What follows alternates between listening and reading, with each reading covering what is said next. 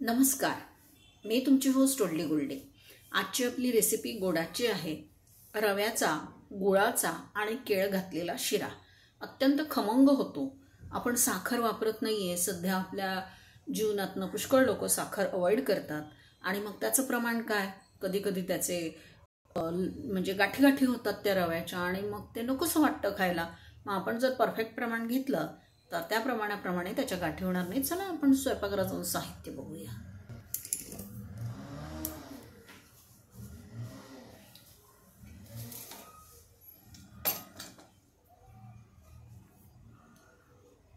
मी हे साहित्य घेतलेलं आहे। हा बारीक रवा, हा गूळ, तर 2 वाटी रवा आहे, 2 वाटी गूळ आहे। मी 1 वाटी रव्याचा आणि गुळाचा करणार आहे। 1 वाटी गूळ आणि रव्याची माझी दुसरी रेसिपी आहे, तर ती करणार। यामध्ये ही वेलची आणि जायफळ पावडर मी एकत्र करून घेतलेली आहे, तर ही मी तुम्हाला दाखवत आहे।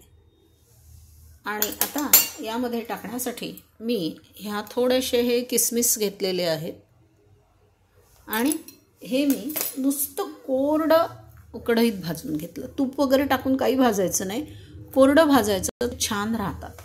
तर आता आपण आपल्या रेसिपीला सुरुवात करू। एकतर सोपी रेसिपी आहे आणि 1 वाटी गूळ म्हणजे या कपाने 1 कप रवा, 1 कप गूळ आणि 1च कप तूप आपल्याला घ्यायचं आहे।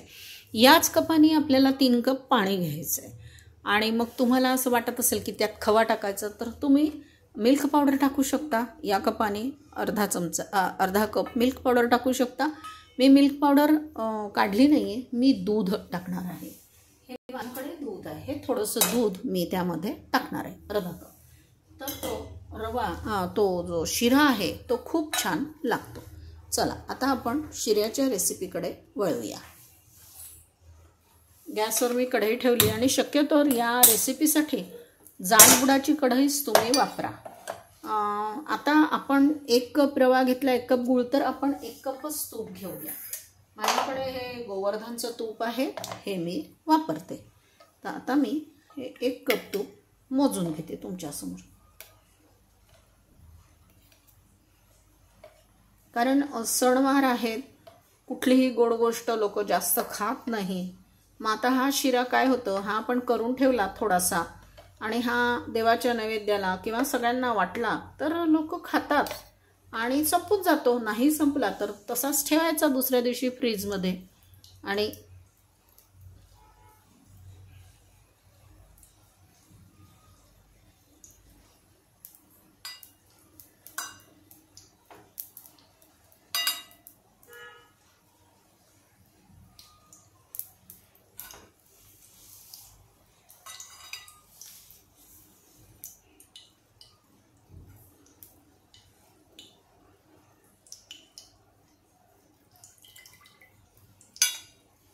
कारण काय होतं, खूप तूप आपलं वाया जायला नको। मी हे तूप वितळवून नाही घेतलं आहे म्हणून मी असं केलं।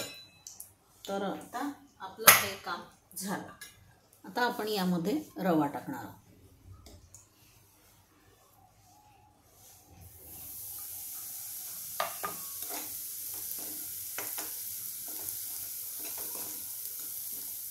आणि आपल्याला गॅस सिम करूनच हे सगळे प्रकार करायचे आहे। हे फेस येतो वर आणि मग हळूहळू हा फेस कमी जाऊन नुसतं तूप तरंगायला लागतं, कारण रवा पूर्ण तळल्या जातो। आता हा कच्चा रवा आहे, तर हा तळल्या गेल्याशिवाय काही खरं नाही आहे। पूर्ण तळल्या जाऊन नुसतं स्थिर असं तूप आपल्याला वरती दिसतं आणि याचा वासही येतो खमंग सगळीकडे। खूप सोपी आहे रेसिपी, होतं लवकर, पण काय होतं आपल्याला कधी कधी अंदाज येत नाही, गडबड होते, म्हणून मग आपण मोजून घ्यायचं सगळं।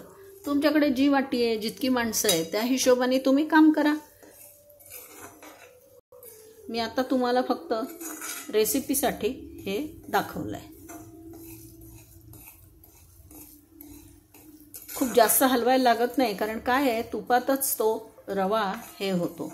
आपण यात दूध टाकणार आहोत, पाणी टाकणार आहोत, मग सगळं ते छान होतं। आता हे आपण होऊन देत, हे होऊ देऊ।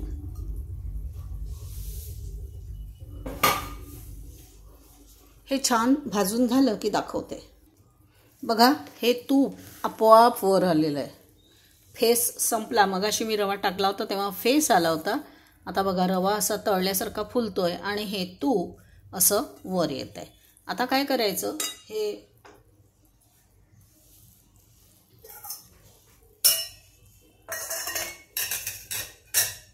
पाण्याचं जे प्रमाण आहे ते 3 कप पाहिजे. कारण आपण काय करतोय, 1 कप गूळ, 1 कप तूप, 1 कप रवा. मग आता 1 कप पाणी. मात्र पाणी टाकताना एक काळजी आपल्याला ही घ्यायची आहे की पाणी आपल्याला एकदम टाकायचं. मग आता 3 कप पाणी कसं एकदम टाकणार, म्हणून हे बघा आता तुमच्यासमोरच मी हे 3 कप पाणी मोजून घेते. 1, 2 आणि 3. हे 3 कप पाणी मी मोजून घेतलंय. आता हे पाणी आपण याच्यात टाकतोय. पाणी टाकताना थोडी काळजी घ्यायची, नाही तर हा सगळं हे तूप आणि रवा हातावर उडून येतो.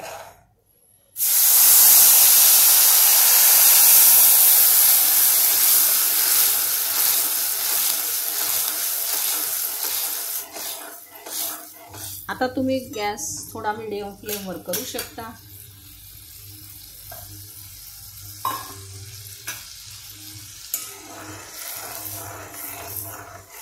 रवा शिरा थंड झाल्यानंतर त्याचे गोळे नको व्हायला, हे लक्षात घ्यायचं आहे आणि त्या हिशोबाने आपल्याला काम करायचं आहे. म्हणून आपण 3 कप पाणी टाकलं आहे. मगाशीच मी तुम्हाला सांगितलं मी थोडंसं 1 कप दूध यात टाकणार आहे. तर आता बघा हे हळूहळू हे व्हायला लागलं आहे. हे पाणी आता मी थोडासा गॅस मोठा केलेला आहे. याच्यात गाठी व्हायला नको म्हणून मी याला सतत हलवत आहे. बाकी काही नाही. खूप सोपं आहे करायला, पटकन होतो आणि घरात मुलांना आवडत असेल तर तुम्ही करू शकता. आंब्याचा शिरा पण छान होतो. मग असाच शिरा करायचा आणि त्यात आंब्याचा रस आणि थोडी साखर टाकायची. इथे तर गूळ टाकून चालणार नाही आहे आपल्याला. बघा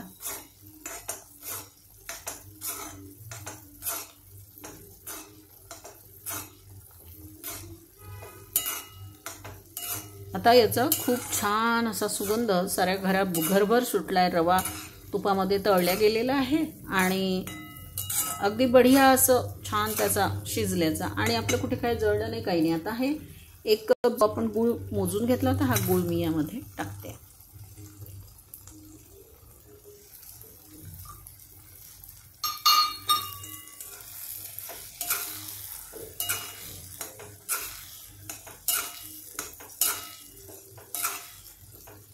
अतिशय खमंग असा शिरा होतो. आपण गूळ टाकलाय त्यामुळे त्याचा कलर आता हळूहळू बदलणार. आणि मी गूळ हा ऑर्गॅनिक काळा गूळ घेतलाय, तो जरा जास्त गोड असतो, तर मी तो गूळ घेतलाय. आणि गुळाचा शिरा काय होतं, गुळाचा पाक होतो. आता यात पाणी आहे, गुळाचा पाक जरा कडक होतो. त्यामुळे आता आपण हे हलवून छानपैकी बघा हा गूळ पण विरघळत आलाय आता भरभर. आणि हा खूपच छान लागतो. म्हणजे साखरेच्या शिऱ्यापेक्षा हा जास्त खमंग लागतो.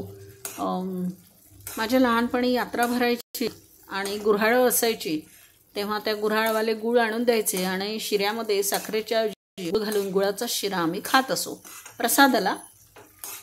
काय ते मंदिर वगैरे तिथे आम्हाला आजी घेऊन जायची आणि मग तो शिरा आम्ही खायचो. तो फारच अप्रतिम लागत असे. पळसाच्या पानामध्ये तो शिरा दिला जायचा आणि मग ते खायचं. नंतर म्हणजे रामजन्म किंवा मारुतीरायाचा जन्म जेव्हा व्हायचा, हनुमान जयंती वगैरे, त्यावेळेसही आम्हाला तो गुळाचा शिरा खायला मिळत असे. आणि केवळ शिरा खायला मिळतो म्हणून आम्ही आजीबरोबर तिथं जात होतो खेड्यामध्ये. तर असं काही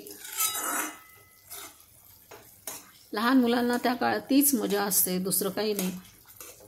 बघा आता या क्षणी तुम्हाला पाहिजे तर तुम्ही मिल्क पावडर टाकू शकता. मला मिल्क पावडर टाकायची नाही आहे.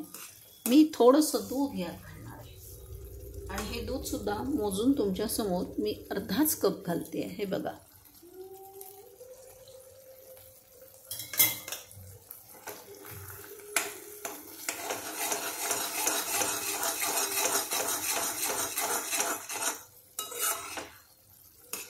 कारण थंड झाल्यानंतर हा शिरा आपोआप घट्ट होणार आहे, एवढं लक्षात ठेवा.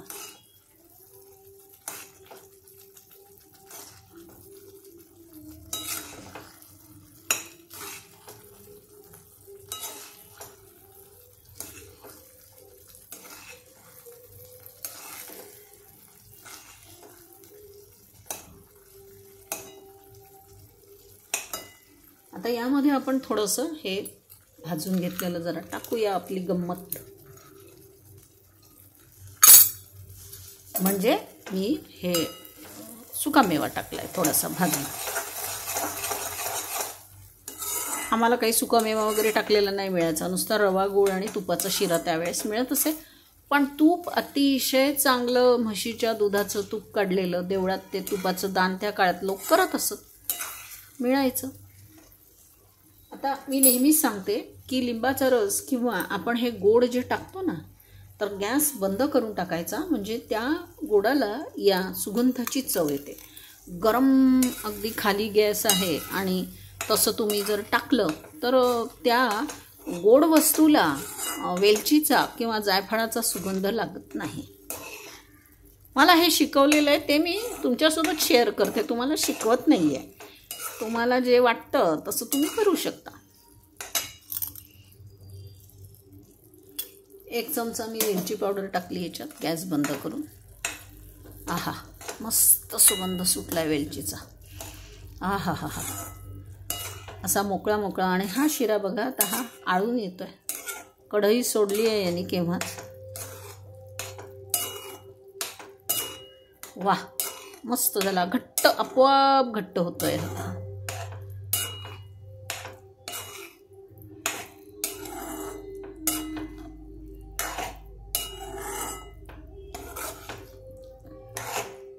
अतिशय सुंदर सुगंध या शिऱ्याचा येतोय. आता मी हा शिरा काढून घेते.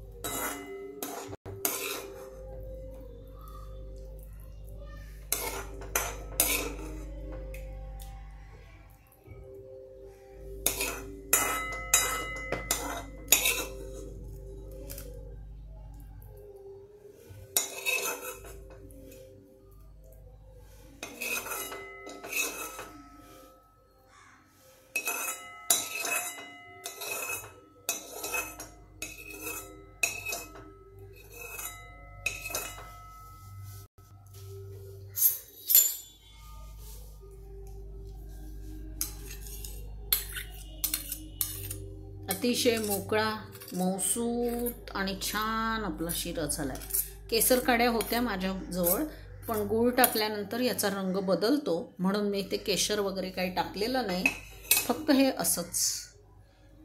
आता बघ, हे थोडासा एक काजू आपण ठेवणार इथे टॉपवर.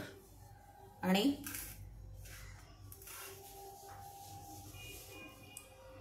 आता हे माझ्याकडे केळ आहे, हे पिकलेलं आहे, म्हणजे खूप पिकलेलं नाही आहे, ठीक आहे.